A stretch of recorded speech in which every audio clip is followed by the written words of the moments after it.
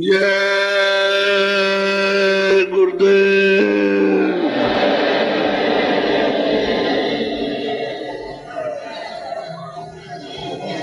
जय गुरुदेव।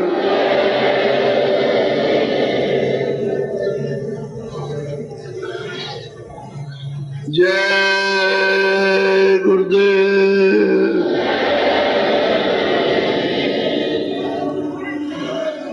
जय गुरुदेव। नाम किसका?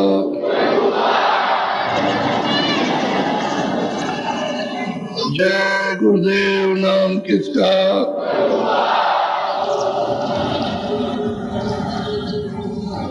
जय गुरुदेव। नाम किसका?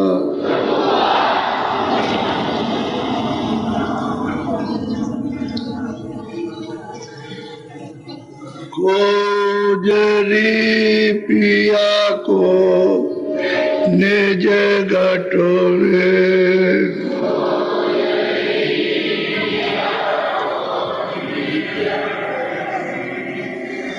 खोजरी पिया को निज गटो में।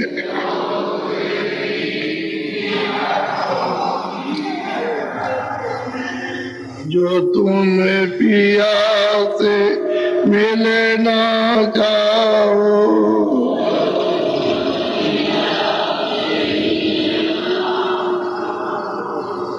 तो मत भटको जग में।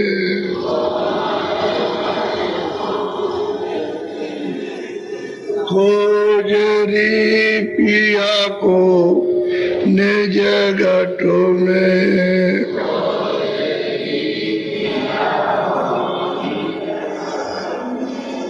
तीरथ भरत करम आचारा।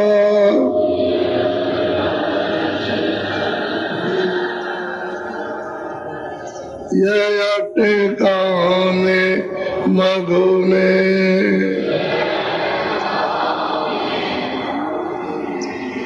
खोजरी पिया को निज गटो में।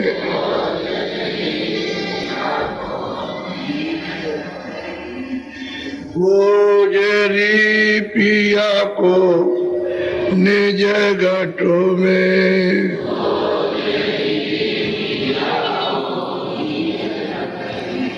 जब लगे शांत मिले नहीं पूरे।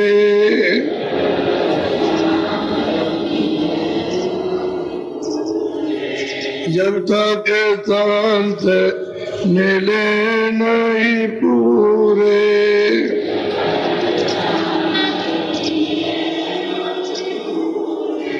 पड़े रहोगे आगू में।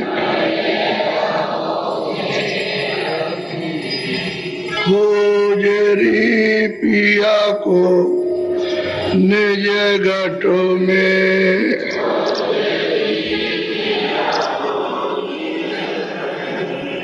नाम सुधार से कभी न पाओ।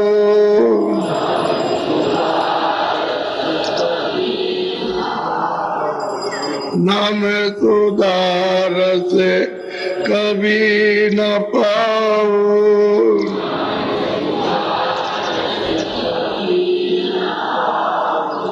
भटको योनि खगो में। खोजरी पिया को निज गटो में।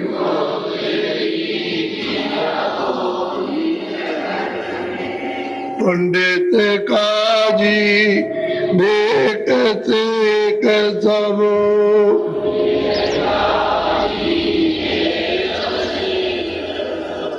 पंडित काजी देखते सब।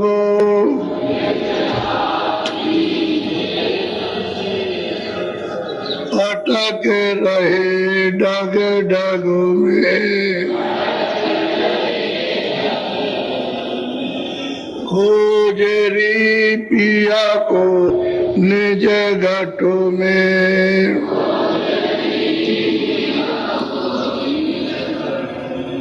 ये तो भूले निश्चय बात में,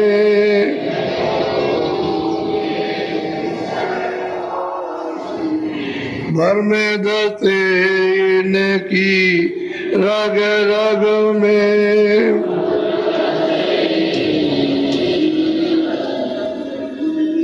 खोजरी पिया को निज घट में,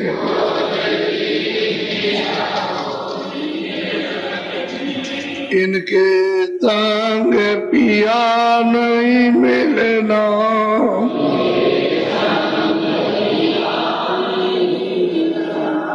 इनके संग पिया नहीं मिलना,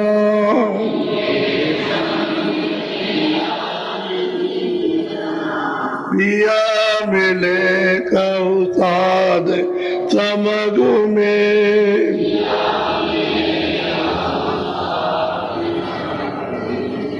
खोजरी पिया को निज घट में,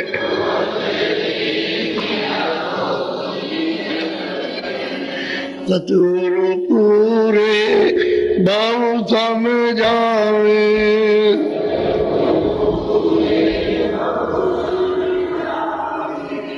सतगुरु पूरे बहु समझावे,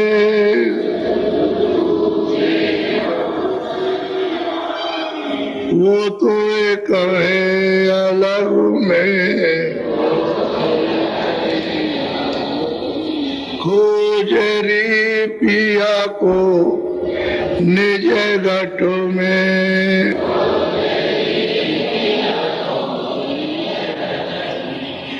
खोजरी पिया को निज घट में,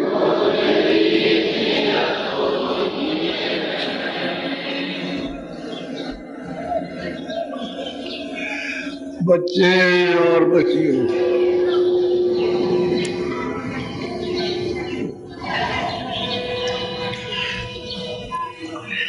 देवियों और पुरुषों, जब तक मनुष्य मंदिर में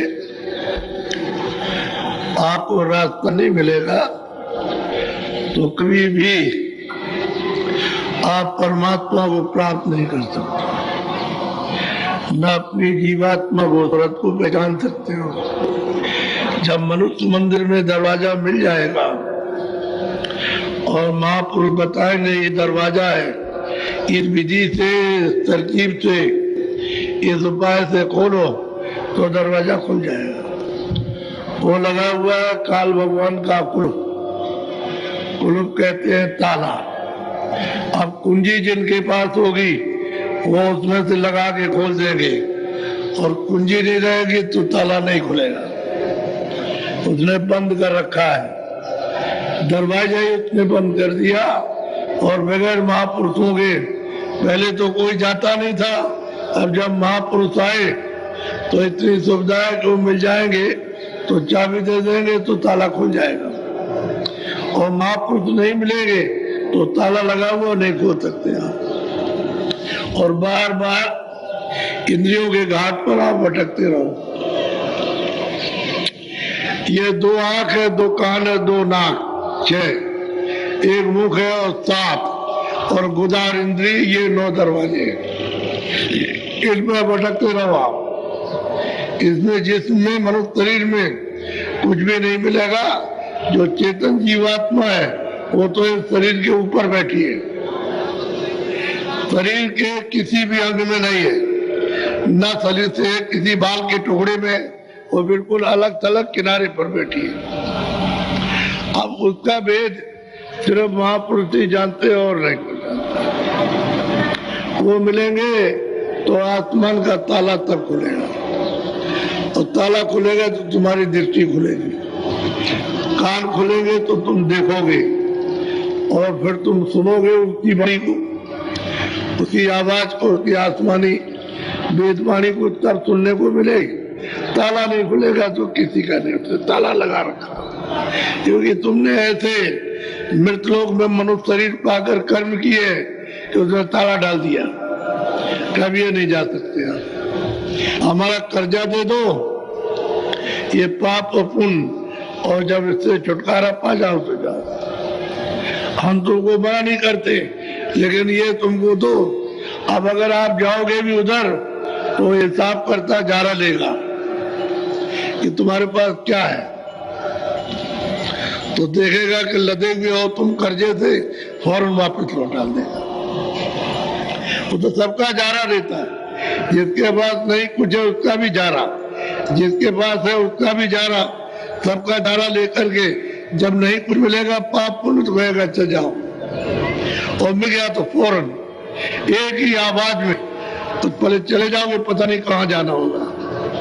ऐसी भयंकर और खतरनाक उसकी आवाज है, ताला डाल रखा, उधर कोई जाता भी नहीं है।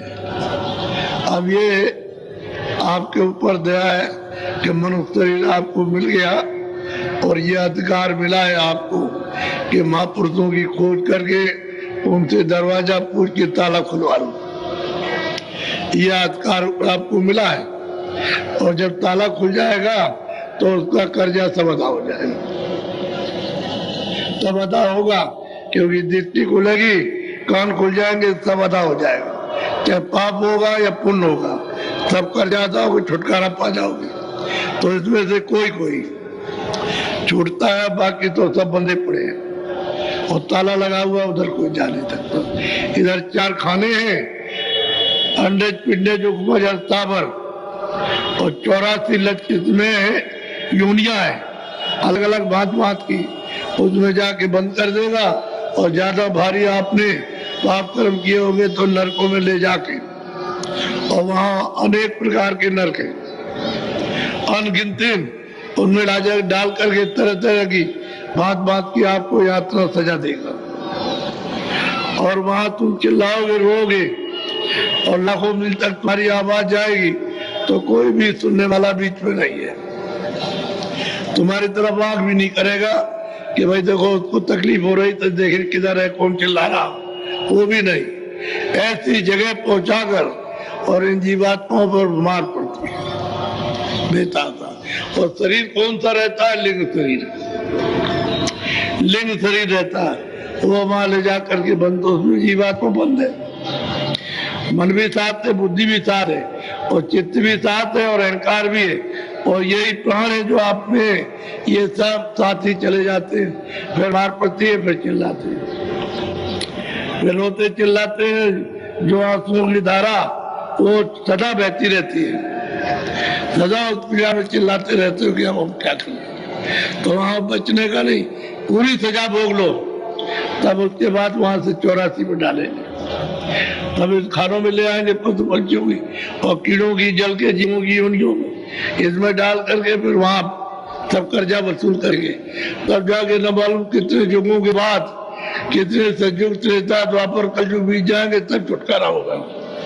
तो फिर ये आपको मनुष्य शरीर मिलेगा कि हम तुमको इसमें अधिकार देते हैं, स्वतंत्र तुम जो चाहो तो करो। और फिर तुमने किसी से कुछ पूछा नहीं, फिर मनमानी अपने कर्म करने लगे और पाप और पुण्य किया, फिर चले गए, फिर नरकों में चले गए कितने लोगों के लिए। तो इस जीवात्मा का छुटकारा इसलिए नहीं होगा कि उसके देश के बोझे को लाद लो, महात्माओं से समझ लो कि हमको पहले क्या करना क्या नहीं करना। जब वो कहते ये काम खराब है, बुरा काम इसको मत करो, अच्छे काम को करो, तो बुरे काम की सफाई हो जाए। तो मन बुद्धि चित्त तुम्हारा थोड़ा बहुत साफ हो तो फिर कह दिया जाए अच्छा ये काम करो, तो इससे भी तुम्हारे अच्छे काम की सफाई हो जाए, जो अच्छा कर्म किया उसकी भी सफाई। तो दोनों से छुटकारा हो जाएगा, पुण्य से भी पाप से भी, तो जीवात्मा की रिहाई होगी, तब ये काल जाल से बचेगी। वैसे कोई भी यत्न उपाय नहीं इसके बचने का। तो मैं थोड़ा सा प्रमाण आपको सुनाऊंगा। जब काशी जी में तुलसीदास जी महाराज पहुंच गए और उन्होंने चाहा कि इन लोगों को हम सत्य वस्तु का बोध कराएं, इनको रास्ता दे। तो लोगों को बताया कि आओ हम तुमको रास्ता देंगे और रास्ता पाके चलो अपने घर में चलो। तो लोगों ने जब उनकी बात को सुना तो उन्होंने कुछ लिख दिया और लिख करके विद्वानों को दिया कि भाई तुम सोच लो अच्छी तरह से, तुम यहाँ के लिए मनुष्य शरीर में आए हो। तो वो विद्वान कुछ नहीं समझ सके, अपने स्वार्थ में लिप्त। जब स्वार्थ के कुएं में डूबे हुए हैं तो उनको महापुरुषों की उस बात का और ज्ञान का क्या बोध होगा। उन्होंने सोचा अरे मेरा तीरथ और व्रत और ये गंगा और जमुना ये पूजा सब कुछ उठ जाएगी, कुछ भी नहीं रहेगा, तो हम खाएंगे पिएंगे कैसे। तो जितने भी काशी के उच्च कोट के विद्वान थे सब विरोधी हो गए। और जब विद्वान नामी जब विरोधी हो गए तो जो जनता उनके साथ आती और जाती सब विरोधी हो गए। एक तरफ काशी में कोई भी ऐसा नहीं रहा जो मतलब ये है कि उनका साथ दे, सब विरोधी हो गए। और यहाँ तक लोगों ने कहा कि जो उनका दर्शन करेगा 1000 गऊओं के मारने का पाप लगेगा। तो कौन जाएगा कि हम अगर उनको देख लेंगे तो 1000 गऊओं का पाप लगेगा। वही तुलसीदास जी, कोई मैं दूसरी बात नहीं कहता हूं कि जिन्होंने 7 कांड रामायण बनाई और उन्होंने दूसरी घट की रामायण पहले तैयार की है, तो उसमें तो उन्होंने सब कुछ लिखा, लेकिन जब देखा कि ये सब कुछ है तो उन्होंने उस रामायण का उन्होंने तुरबात कर दिया और थोड़े दिन में बना दिया। उन्होंने तो सारा ब्रह्मांडों का समाचार लिखा है, यहाँ का कुछ नहीं लिखा। लेकिन अब किसी भी समझ में नहीं आए, वो तो असल है और ये छाया। तो छाया में कहीं भी घटा लीजिए आप, कहीं भी जंगल को, पहाड़ को, समुद्र को, नदी के नाले को, स्थान को, इस नाम को कहीं भी आप लगा दीजिए। लेकिन उन्होंने जो वर्णन किया है ऊपर दिव्य लोकों का, यहाँ का उस रामायण में तब वही है। ना उसमें शत्रुघ्न है, ना भरत है, न राम है, न लक्ष्मण है, न सीता है, न काक भूषुंड है, कुछ नहीं है उनका। वो तो सब ब्रह्मांडों का सवाल है। अब जो उधर जाएगा वो तो समझेगा, नहीं जाएगा तो नहीं। तो ब्राह्मण सब विरोधी हो गए। तो एक ब्राह्मण ने कहा कि भाई आप लोग इतना विरोध करते हो तो आपने उसको देखा? लगे आपने देखा तो नहीं है। तो आपने उसकी बात सुनी है?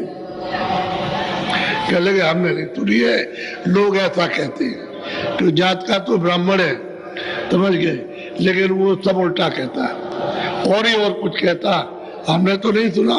तो आप इतने बड़े काशी के विद्वान और आप उसके पास नहीं गए और जाकर के सामने देखते और 2 बातें उनसे पूछते और सुनते तो आपकी शंका समाधान होती।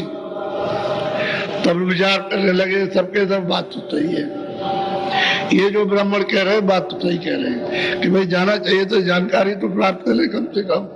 विरोध तो बहुत हो गया, बेहद विरोध हो गया, मिटाए मिट नहीं सकता। अब ये वहां पहुंचे चुपचाप, उनको तो किसी को बताया नहीं और काशी के विद्वान उनके पास पहुंचे।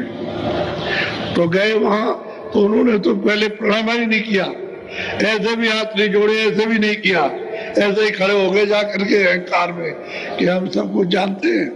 तो कुटी से निकले तो निकल करके सबके पैर छुए, सब ब्राह्मणों के जो थे, और उनको आसन दिया और बैठाया।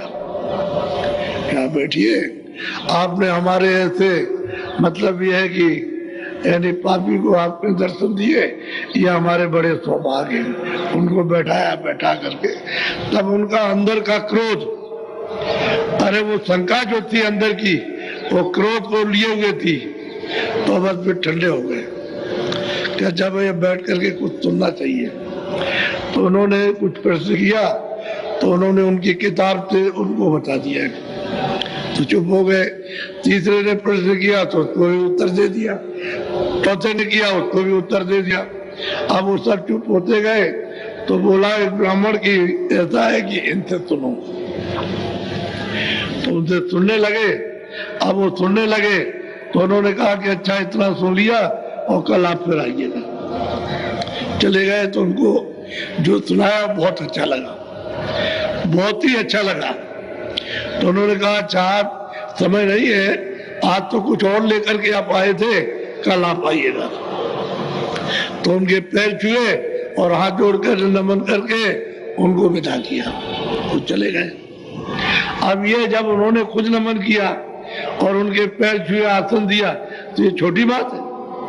एक महापुरुष उनको आसन दे, उनके पैर छुए, उनका आदर सत्कार करे, सिर नभाए, तो छोटी चीज नहीं, बहुत बड़ी चीज है। फिर दूसरे दिन समय से पहुंच गए तो बाहर आकर के उन्होंने उनको सुनाया कि देखो किताब में ये लिखा हुआ है, ये लिखा हुआ किताब में, जिसको आप रोज पढ़ते हो उसमें ये लिखा, तो ये बताओ कि आपने इसको प्राप्त किया? हमने तो नहीं प्राप्त किया। तो फिर कैसे तुम चलोगे कि इसमें लिखा सही है? जो लिखा हुआ सत्य है, वो उसका जो उन्होंने अभ्यास किया और जिस अभ्यास से उन्होंने इस ज्ञान को प्राप्त किया, वो आपने अभ्यास किया? कह लगा हमने तो नहीं किया। तो आपको तो अभ्यास करना चाहिए था, किसी अभ्यासी को ढूंढ लेते, खोज कर लेते, तो अभ्यास करते, तो जो इसमें लिखा था वो तुमको मिलता। तो जो लिखा है इनको क्या समझाओगे? तुम्हारी आँख खुली है, दिमाग खुली, ज्ञान चक्षु खुला है? कह लगे नहीं, हमारा नहीं खुला। तो फिर अच्छों को पढ़ लिया तुमने बुद्धि से, तो क्या समझ में आएगा? तो बहुत कुछ, तब चुप हो गए, सुनते रहे बैठ करके, कहा कि कल फिर आऊंगा। तो फिर उसके बाद तीसरे दिन फिर आ गए, फिर उन्होंने बैठ करके सुना और 2 घंटे सुना, उसके बाद कहा फिर मैं आऊंगा। अब मेरी रुचि हो गई सुनने की। तो पहले तो रुचि बनाओ सुनने की, सुनते रहे सुनते रहे सुनते रहे, अब वो खुद उनके चरणों को स्पर्श करने लगे, छूने लगे। जब उठने लगे तो उनके पैर छूने लगे, कहने लगे ये क्यों करते हो? हम तो तुमसे बहुत छोटे हैं, आप विद्वान हो, पढ़े लिखे हो, सब कुछ हो, हम तो आपके अधीन है। आपने कृपा की, दया की और दर्शन दिया आपने हमारे ऐसे को, अब तो कुछ नहीं है। उन्होंने कहा कुछ नहीं। अब उनके अंदर बसने लगा भेदभाव, तब समझ में आने लगा। बस थोड़े दिन के बाद में प्रार्थना की कि नहीं महाराज, हमने बहुत भूल की है और हम ब्राह्मण जाति के, हमने आपको समझा नहीं और हमने ये समझा कि आप मतलब ये सब चीज खत्म कर देंगे। अरे भाई, कोई काम करता है तो काम ही है। कोई खेती करता है, कोई दुकान करता है, कोई दफ्तर का काम करता है, कोई नाई का काम करता है, कोई धोबी का काम करता है, कोई बढ़ई का काम करता है। अगर वो काम करने वाले नहीं होंगे तो फिर तुम्हारा काम कैसे चलेगा? तो तुम मतलब पूजा पाठ कराते हो, तुम शादी विवाह कराते हो, नाम रखते हो, तुम्हारा एक काम है, वो तुम्हारा काम है। वो बढ़ई का काम तो नहीं है, धोबी का काम तो नहीं है। तो काम तो कर, तो ये रास्ता तो अलग है, ये माले के पाने का रास्ता तो इससे अलग है ना। उसमें ना धोबी आएगा, ना ब्राह्मण आएगा, ना उसमें तुम आओगे, ना ब्राह्मण कोई आएगा। ये तो रास्ते ही बिल्कुल अलग है। आत्मा परमात्मा का रास्ता है, ये संसारी कोई कर्म का रास्ता तो नहीं है। ये तो आत्म कर्म है, चेतन कर्म। तब उनकी समझ में आया कि हम नहीं समझे थे, बहुत माफी रो रहे हैं। वही ब्राह्मण जो काशी के आती के अग्वकार विद्वान वो रोने लगे। अब वहां बैठ करके सुने और रोए, बैठ करके सुने और रोए कि हमको माफ कर दीजिए, क्षमा कर दीजिए, हमने गलती की, बड़ा अपराध किया, आपके साथ झगड़ा किया और हमने मारने की कोशिश की, इनको खत्म कर दो, नहीं तो हमारा व्यापार सब खत्म हो जाएगा। अब ये आपको तो कुछ पता है नहीं, आप तो इसको जानते नहीं हो कि कितना बड़ा उत्पाद काशी में हुआ। अब जरा सुनिए आप थोड़ा सा।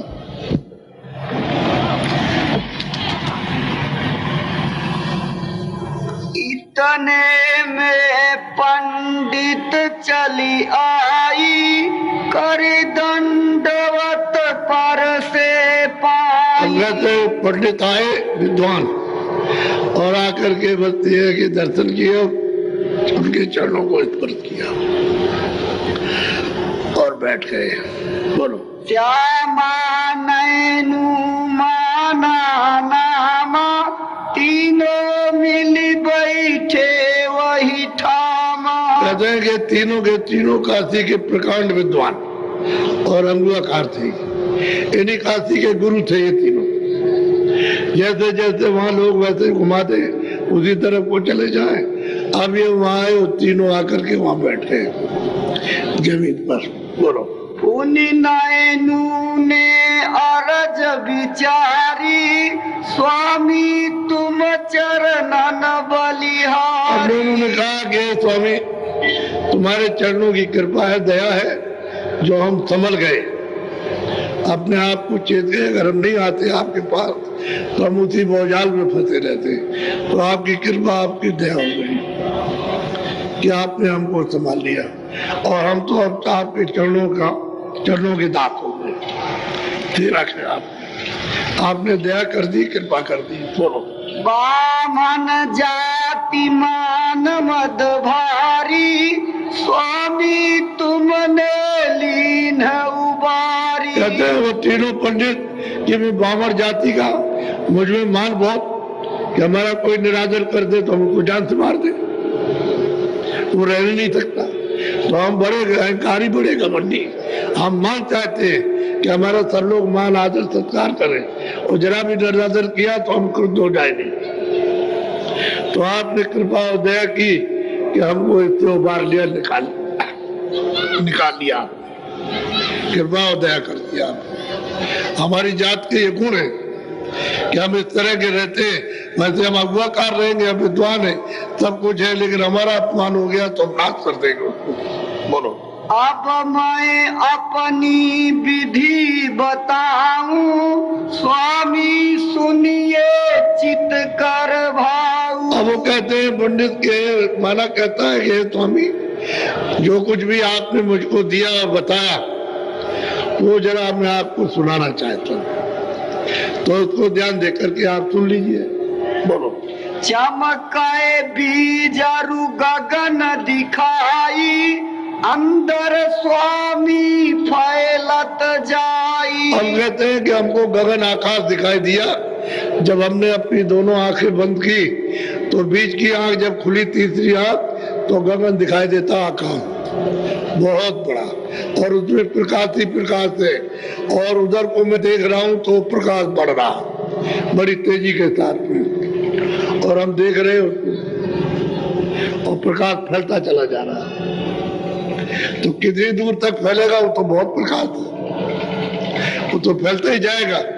तो स्वामी आपने जो मुझे पर कृपा की, दया की है, और जो मुझको मिल रहा है मैं सुनाने आया। बोलो। पांच तत्व रंग भिन्न भिन्न देखा कारा पीरा सुरख सफेद। कहते हैं कि हमने पांचों तत्व का रंग, ये तो जल पृथ्वी अग्नि वायु आकाश है, वो सूक्ष्म 5 तत्व में ही से उसका विस्तार हुआ कि 5 तत्व में रंग क्या है, काला पीला सुर्ख और सफेद। ये हमने वहां पर गगन में, आकाश में, उस प्रकाश में हमने ये सब देखा अपनी आंखों से। क्योंकि साधक जब इधर से जाएगा तो ये सब चीजें उसकी निगाह में आएंगी, सब देखेगा उसको, सबको, और सबको पहचानेगा भाई ये क्या है, ये मतलब ये नीला पीला सफेद, ये मतलब रंग है उसका, यही कलर है। इसी को मिला करके आप कुछ भी कर दीजिए, फीका कर दीजिए, गहरा कर दीजिए, कैसा भी करो, इन पांचों तो रंगों को मिलाकर। और ये मोटा इसका मसाला है, जल पृथ्वी अग्नि वायु आकाश, इसमें ये सब मिलेगा। बिना अग्नि के, बिना वायु के, और बिना पृथ्वी के, बिना आकाश के ये कोई मसाला बन नहीं सकता। इसमें सब में ये पांचों रहेगा। ये नहीं कि आप जल का ही अलग बना ले, या मिट्टी का ही अलग बना ले, आकाश का या अग्नि का ही अलग बना ले, या मतलब ये नहीं, सब मिलेगा, मिलकर के पांचों तब काम होगा। ऐसे नहीं हो सकता। और इन्हीं मसालों का सब बनाया गया, और कुछ नहीं। ये जितनी चीजें बनाई इसी 5 मसाले से बनी है। बोलो। और जंगल रंग तेहि माई तेहि विधि पांचों तत् दर्शाई। कहते हैं हमको सब उस गगन में, उस आकाश में, उस प्रकाश में जो रोशनी है, सूरज से ज्यादा प्रकाश है, उसमें ये सब हमको दिखाई देता है। उसने अपनी साधना का जो गुरु स्वामी जी ने रास्ता बताया, वो आकर के वर्णन किया कि मैं ये देखता हूँ, ये हमको दिखाई देता है। अब कृपा और दया तो हो ही गई। अगर नहीं कृपा करते, दया नहीं करते और इनको उबारते नहीं, तो ये तो ब्राह्मण जाति लोभी लालची, ये कामी और क्रोधी, ये मतलब ये उसी में फंसे रहते। लेकिन ये गए वहां उस ब्राह्मण ने समझाया कि तुमने उनको देखा, उनकी बात को सुना तो कहने लगे तो फिर विद्वान किस बात की, उनकी बात को तो सुनो। आखिर वो कहते क्या, आपसे ज्यादा थोड़ी जानते हैं, तो जो कुछ जानते होंगे कुछ ना कुछ कहेंगे, तो उनके कहने पर ये कहे, ये बात तो सत्य है। तो जाकर के वहां इस तरह से दर्शन किए और फिर उन्होंने उनको प्रणाम किया, आसन दिया, बैठाया और दिन विधि से सिर झुकाया कि भाई हम तो छोटे हैं, आपने हमको दर्शन दिया, हमारे बड़े हो भागे। अपनी इतनी दीनता दर्शाई, तब उनका क्रोध ठंडा हो गया। चलो तासे सूरति भिन्न होए खेली, तेही के आगे चली अकेली। अब कहते हैं कि सूरत, ये जीवात्मा जो दोनों आंखों के पीछे बैठी है, उस गगन के ऊपर गई अलग अलग होकर के तमाम मंडलों को, यानी वहां देखते हैं कि तमाम लोग हैं, बहुत लोगों को अकल अलग होकर के, यानी इस शरीर से अलग हो गई और उसको देख रही है। जब तक इस शरीर से जीवात्मा निकलेगी नहीं, तब तक उसको गगन के ऊपर जाएगी, तब उसको देखेगी। तो कहते हैं अकेली खड़े होकर के देखने लगी, ये सब क्या चीज है। उसी को गोस्वामी महाराज कहते हैं, मूंदे नैन त्रिसित में भयो, मैंने अपनी आंख बंद की, अंदर की आंख खुली, तो फिर देखते हैं कि मूंदे नैन में त्रिसित में भयो पुंचितवत, हमने सामने देखा फौरन, तो मोह बिलोक राम मुस्काई। कहते हैं वो राम बैठे हुए, वो सैदल कमल में अपने स्थान पर वो बैठे, 3 लोग के मालिक। तो उन्होंने कहा जो आवाज आ रही है पकड़ के हमारे पास चले आओ। तो आवाज को उन्होंने पकड़ा और फौरन जो आवाज उनके मुख से निकल रही थी पकड़ के उनके पास पहुंच गए। वो सबसे सुलभ और सहज रास्ता पहुंचने का कि पकड़ा और वहां पहुंचे। तो जैसे बिजली का बटन को नीचे फौरन बिजली जली, ऐसे ही पकड़ा और फौरन पहुंच गया उनके पास और सामने खड़े होकर देख रहे हैं। और वो इनको देखते हैं तो बोले कि हम तुमसे बहुत खुश हो गए, प्रसन्न हो गए, तुमको अब रास्ता देते हैं तो उधर चले जाओ। रास्ता दे दिया, जब उधर गए तो उधर जा करके इससे अलग हो गए। ये शरीर से छूट जाएगा, जैसे मौत के वक्त में शरीर से जीवात्मा अलग कर दी जाती है, ऐसे अलग हो जाती और उधर जाके वहां उस मैदान में खड़ी हुई, बिल्कुल सफेद मैदान है बिल्कुल, और सारा संसार उसके सामने कुछ नहीं, इतना बड़ा, उसमें खड़े होकर के ऊंची मतलब मैदान में, और वो सब देख रहे हैं, सब चारों तरफ देखते हैं। वही वो बता रहे हैं कि मैं उससे अलग होकर के गगन के ऊपर गई और सूरत बिल्कुल अकेली हो गई, अकेली, और वो सब देख रहे कि ये क्या चीज है।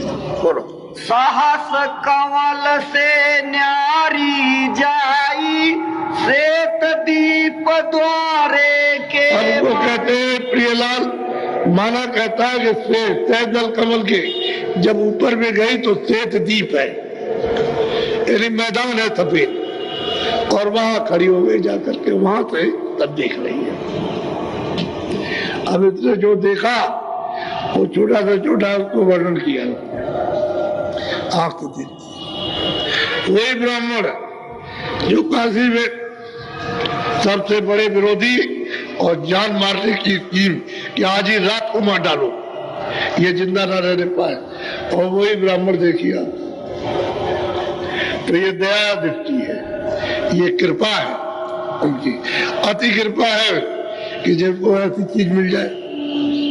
लेकिन कब कि जब वहां पहुंचो तब, नहीं जाओगे तो कुछ नहीं मिलेगा। अब वो सुनते सुनते सुनते सुनते जब उनकी इच्छा हो गई तो रास्ता बता दिया। अब बैठ के सुबह शाम करते, तो जो कमा करके ले आते हैं वो सब सुनाते हैं, सब सुनाएंगे, हर मत का वहां जाएगा, और उन सब मत वालों को जो रास्ता मिला उसकी सबकी कमाई अलग अलग सब बताएंगे आकर। बोलो तासे चली निकर होई न्यारी, देखा सब ब्रह्मांड पसारी। अब वही ब्राह्मण कहते हैं कि स्वामी उससे अलग होकर के सैदल कमल के परे हो गई, ईश्वर के पद को छोड़ करके और ऊपर चली गई, तो देखा अनेकों ब्रह्मांडों को। अनेकों ब्रह्मांड गिनने में नहीं आ सकते, इतने ब्रह्मांड है। ये स्वामी आपके चरणों की बलिहारी दया दृष्टि है जो आपने हमको उबार लिया और ये चीज आपने हमको अमोलक दी है। नहीं तो हमको कहाँ मिलती, हम तो जीव अनाड़ी और महाजाल में कर्म जाल में फंसे हुए, हमको कौन निकाल सकता था। अब वही देखिए ब्राह्मण कितना रोते और चिल्लाते हैं और फिर उनसे वो वस्तु लेते हैं। बोलो। नैनु यही विधि विधि बताई, स्वामी सन्मुख जाई सुना। अबे स्वामी एक जो आपने कृपा की है वो मैंने आकर के आपको सुनाया, बहुत खुश हो गए। गोस्वामी जी महाराज बहुत खुश। और उम्र कितनी थी? 25 साल की। अरे 25वें साल में तो गए, यही पहला साल था। अब वो मतलब ये है कि बहुत खुश और प्रसन्न हो गए कि भाई तुम चलो, कमाई तो तुम करने लगे, अब तुमने सत्व तो अब समझा, अब जाना कि हमारे अंदर घाट है और घाट पे बैठ करके हम यहाँ से ये सब चल रहे और देख रहे हैं और सब समझ रहे हैं। तो देखो अब किताबों में क्या लिखा है, अब उनकी समझ में आ गया। ये तो यही किताबों में लिखा है। बोलो। तुम्हारी कृपा और कछु पई हूँ, पुण्य चरणन में आनिस नहीं। और वो पंडित कहते हैं कि आपकी कृपा आपकी दया हो जाएगी और कुछ मिलेगा तो आपके चरणों में फिर हाजिर करेंगे, जो कुछ आप देंगे फिर जा करके आपको हाजिर कर देंगे कि अब हमने ये देखा, ये पाया और वहां उस स्थान पे पहुंचे, उस जगह पे पहुंचे, उसका दर्शन, उसका दीदार हुआ, फिर आकर के सुनाएंगे। बोलो। हम जड़ जीव विद्या के माते, बाभन जाति बुद्धि में राते। हम बामर जात है, हम तो जड़ विद्या के मतलब है जानने वाले हैं, हम चेतन विद्या को जानते नहीं है, हम तो लोभी लालची है। क्योंकि आपने ऐसे को सुधारा कि जो मतलब जड़ जात और बार मतलब उसी को मानता, मानी अपमानी और क्रोधी और लोभी लालची, ऐसे के ऊपर कृपा की है, फिर दया हो जाएगी, फिर आकर के सुनाएंगे। बोलो। पढ़ी पढ़ी कहे हम जन्म गवावा, संतन सन्मुख राखी। अब वही पंडित कहते हैं, पंडित जी ब्राह्मण की हम भाई सारा अपना जन्म बर्बाद कर दिया और संतों से हमेशा विरोध किया। कबीरदास जी वही काशी में रहे, उनसे विरोध हो गया, उनको निकाल करके बाहर कर दिया, भगा दिया।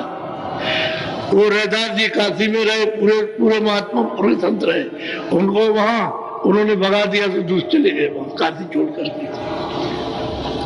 आप आए थे, आपको भी भगा देता, लेकिन कृपा आपने कर दी, दया कर दी इस ब्राह्मणों के ऊपर में, दया कृपा हो गई तो बच्चे भी है, आपने हमको रखी थी। बोलो। मैली बुद्धि ज्ञान मति छोटा, संतन से मन राखा मोटा। अब वो पंडित कहते हैं कि मेरी ज्ञान बुद्धि यानी मेरी मति बहुत छोटी है और संतों से हमेशा दुराव किया, संतों से हमेशा छुपाया, उनके संग लौटी गए, उनसे विरोध करते रहे, अपना रोजी रोजगार चलाते रहे, खाने पीने का बस यही था और हमारा कुछ नहीं था। इसमें कोई दखल डालेगा तो हम उसके विरोधी हो जाएंगे।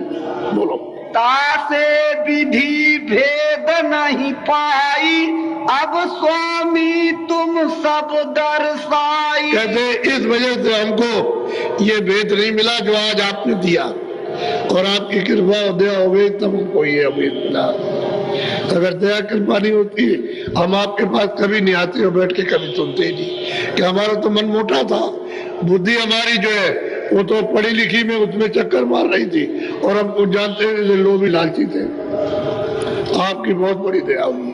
अच्छा, इनके पास बहुत धन था, बहुत धनाट थे, ये ब्राह्मण थे लेकिन धनाट बहुत थे, बड़ा पैसा था इनके पास। बोलो। तुम्हारी कृपा नजर विधि सारी, विधि विधि देख परी गति न्यारी। गोस्वामी जी महाराज वो कहते हैं, ब्राह्मण गोस्वामी जी महाराज थे कि तुम्हारी कृपा हो गई तो हमने अपनी नजर से, अपनी दिमाग से, ज्ञान चतुर्थी से, नेत्र से ये सब विधि विधान के साथ में सब देख रहा, ये सब देखा, और जो और कृपा हो जाएगी उसको भी आपकी दया से देखेंगे, वो भी आपके सामने हाजिर करेंगे। बोलो। तब श्यामा बोला अति दीन, मन बुद्धि चित्त चरणन में अब लीन। वो श्यामा उठा बोला, कह लगे आपकी कृपा और दया है कि हमारा मन बुद्धि और चित्त जो है वो निर्भर हो गया और आपके चरणों को पकड़ लिया। वो भी बहुत बड़ा धनाढ़ और विद्वान था। ये सब विद्या के पूरे थे और धनाढ़ से कोई कमी नहीं थी। जैसे सेठ साहूकारों के पास धन होता है, ऐसे ही उनके पास धन था। तो धन के घमंड में, विद्या के घमंड में, फिर जाति ऊंची है ब्राह्मण के घमंड में, किसी को समझते थे, किसी को कुछ नहीं।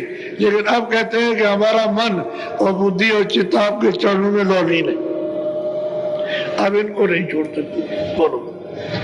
स्वामी स्वामी मैं बलिहारी, तुम्हारे चरणन में सुख भारी। तो कहते हैं स्वामी, जो जो आपके चरणों में आएगा वही सुख तो भारी मिलेगा, उसको सच्चा आत्म सुख मिलेगा। और आत्मा का यही जीवात्मा का छुटकारा होगा और कहीं भी छुटकारा नहीं हो सकता। जिन जिन तुम्हारे चरण निहारा, सो सो उतरे भाव जल पारा। अब ब्राह्मण कहते हैं कि स्वामी, जिन जिन्होंने आपके चरणों को पकड़ लिया, आपको देख लिया और छोड़ा नहीं, वो भवसागर से पार जाएंगे, उतर जाएंगे। अब भवसागर तो ये है कि यहाँ से चलो स्वर्ग और वैकुंठ को पार करो तो ईश्वर को, उसका दर्शन करो तो ऊपर में ब्रह्म का दर्शन करो तो उसके पार पार ब्रह्म का, तब उतर पार में उतर के जाओगे। भवसागर तो बहुत दूर है और जब तक इनको पार नहीं करोगे तब तक तुम भवसागर के अंदर ही रहोगे।